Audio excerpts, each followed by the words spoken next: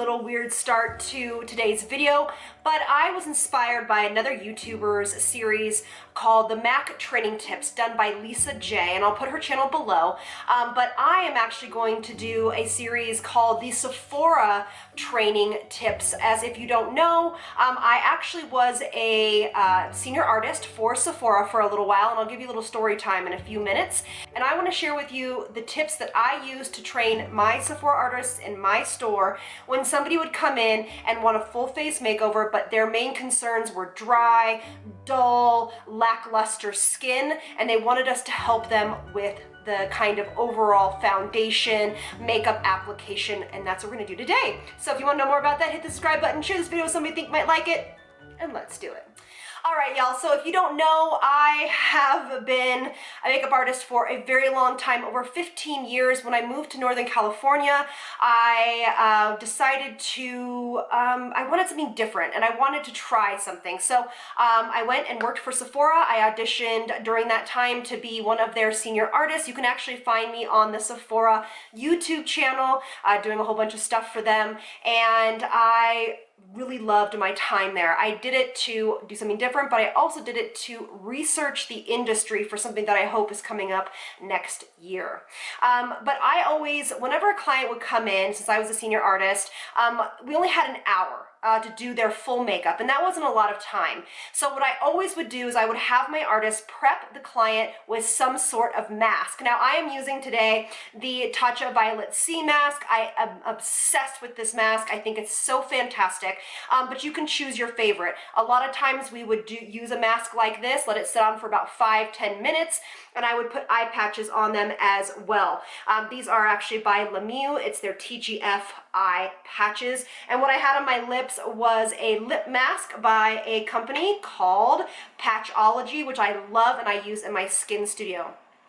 And it just plumps the lips and hydrates. Now you might be asking, why do you start this way? It might be kind of common knowledge to you guys, but hydrated skin for somebody that has dull, dry, lackluster skin is going to be all about hydration, and that starts with skincare.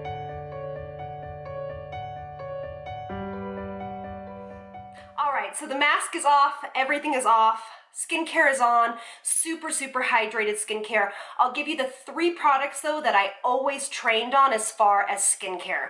I always trained on them using some sort of type of peel pads, but the gentle ones. So either in store we would use the Dr. Dennis Gross gentle peel pads, or we would use the First Aid Beauty peel pads, and that was just to make sure that the surface of the skin was as smooth as absolutely possible. Then of course I would recommend for them to use an essence. Now in store, TATCHA's essence was by far my favorite. It's the thing I sold the most.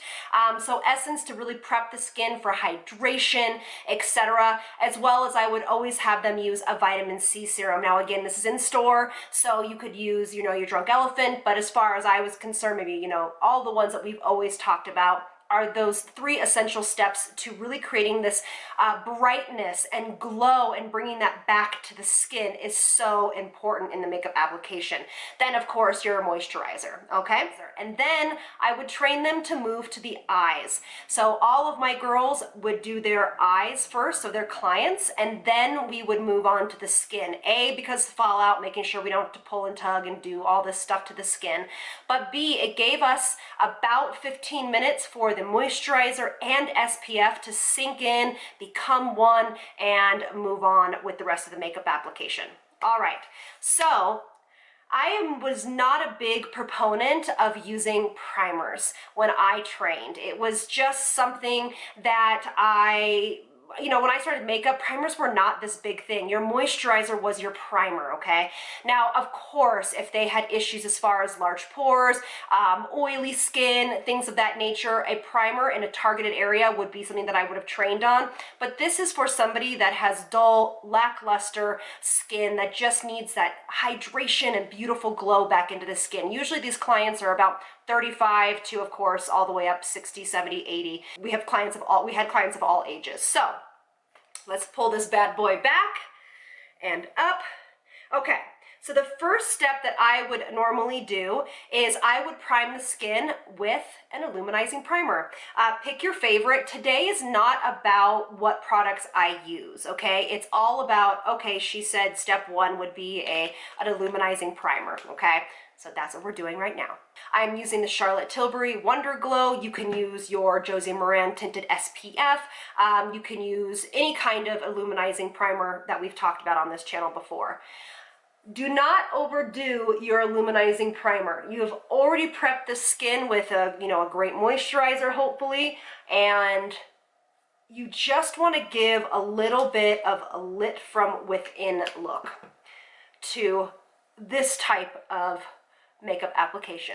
All right, now foundation. Foundation in store. So if I was doing a client outside of Sephora, I probably would have used two different foundations. Probably one that has more of a natural finish to it and one that has an illuminizing finish to it, or like a glow finish to the foundation. But when you're in store, you don't want to confuse people. That's huge in training. You don't want to confuse people and think that you're using 12 million different products to achieve this effortless look, because it doesn't take that. So either you could choose a tinted moisturizer. The one from Charlotte Tilbury, the Light Wonder, is fantastic for this type of look, but I'm going to use a little bit more of a full coverage one because so many people still want to have everything concealed and brightened and all of that stuff, but they still want a little bit more of a skin-like finish. So of course we're going in with our Kojin Dough Aqua Foundation. This is a go-to in my kit as well as a go-to just in my own personal makeup routine. I normally would apply this in store with a sponge. Now that's different than if I was to do a personal client, because in store we want to teach the girls to not necessarily use their hands all the time just for sanitary reasons. So I'm going to show you. Now, the way I would train for this flawless kind of brightening, great skin look is I would tell them to use a damp beauty blender and a little bit of foundation and start from the center of the skin. And you just tap it on the skin. You want the bulk of the coverage in the center of the skin. And I would tell them to skip the under eyes. And you want a really light wash of coverage unless somebody has some sort of skin discoloration, and that's going to have to be left for another day because that is a color correcting step that we will kind of break down. If you guys like this series, let me know and I can tell you guys how I trained my girls with color correction. I mean, I've done quite a few videos on it, but another one couldn't hurt. So you see that I'm tapping this in all around the face, and I have not gone in for more product. What we're doing here is we're really making sure that the product is pressed into the skin.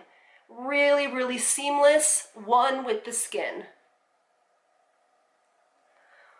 All right, so that is a perfect light wash of foundation. I would ask the client at this time, how does this feel? Does it feel like you need more coverage, and etc. Most people would say, yes, I like it on the forehead or whatever, and then we would build coverage. So again, like I always teach, another pump. You can use your fingers here if you want to, if you're personally doing it, or you can use a foundation brush, whatever suits your need. But you don't need to go throughout the whole face with another layer of foundation. It's just not necessary. So I am just targeting the areas where on my skin I would need a little bit of extra coverage. Okay. So first of all, we would also do a little bit of color correction under the eyes, super light. One of my favorite things to use is the Pearl from TATCHA. It's basically an eye cream and a color corrector in one, and a concealer in one. Now, for a lot of you guys, this is all you will need. And this is what you do. You just place it underneath the eye. And this is, I do this a lot. I don't know why I don't talk about it, because I do it a lot. And I'll just use the product and tap it in and spread. You need to use your fingers for this product, you guys. It has the same technology that water cream has in it, so it breaks, the hydration breaks inside the product, and you need to tap it in and spread it. All right. So look at the difference between the two eyes. And again, this is definitely going to be a more minimalistic makeup look. I can't tell you how often, see, spread first, guys, and then tap. I can't tell you how often this is what was requested. As long as they were not going to like some sort of wedding, we would get a lot of wedding makeup in the store, and they would still want skin like this, but then, you know, they would do up the eyes, which is totally doable. I love that product, and I don't talk about this product enough. All right, so now our face is basically a blank canvas. You can choose, and I would leave it up to the artist to use a little bit of concealer, like right here. This is just the Charlotte Tilbury number 3. So just a touch here, right here, and then on the corner of the eyes, because a lot of us have darkness in the corner of our eyes. And then you can use your beauty blender or your finger, and of course I would have instructed the girls to use a brush.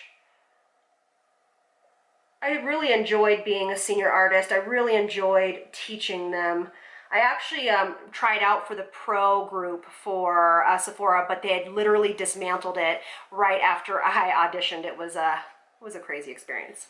Okay, so now is where we build definition into the skin. For a lot of people that are missing this kind of lackluster, it's because they need to use products that are hydrating. So for example, cream products. I mean, I was probably one of the most that used cream products in that store. Use your favorite cream bronzer. I am using the Dr. PERRICONE. It's so expensive. I just have it. So this is the one that I would use for myself. I do use for myself, and I'm going to create a little bit of definition. And the cream products, why they're so amazing is because they build a definition or color or whatever you're looking for, but they give hydration into the skin and they blend seamlessly. So they're adding to that glow that you're trying to put back in. And I always told everybody to just really make sure that you don't go, like, I understand that we're trying to get ready in the morning and we're trying to do it really quickly, but you don't need to slather on so much product that you just now have this like glop of makeup all over. This is how you make your makeup look flawless, which is these thin, fine layers of your beauty products.